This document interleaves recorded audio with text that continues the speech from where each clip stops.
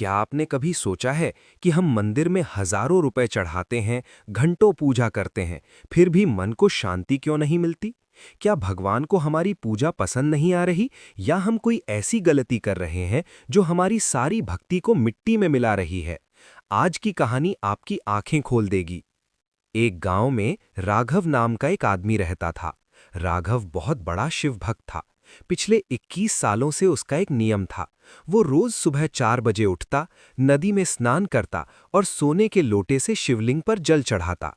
गांव के लोग उसे धर्मात्मा कहते थे। राघव को भी अपने इस नियम पर बहुत घमंड था। उसे लगता था कि उससे बड़ा भक्त कोई नहीं है। लेकिन अजीब बात यह थी कि इतना पूजा पाठ करने के बाद भी राघव के घर में हमेशा क्लेश रहता था।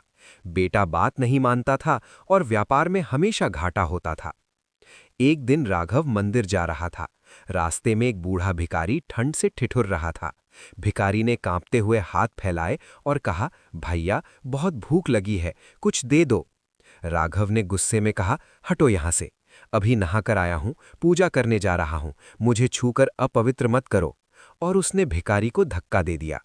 राघव मंदिर पहुंचा, बड़े भक्तिभाव से पूजा की और घर आ गया। उसी रात राघव को एक सपना आया।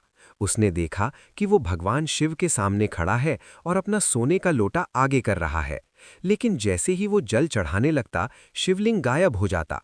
वो बार बार कोशिश करता, लेकिन हर बार शिवलिंग गायब हो जाता। राघव रोने लगा, प्रभु, 21 साल से आपकी सेवा कर रहा हूं, आज आप मेरा जल स्वीकार क्यों नहीं कर रहे?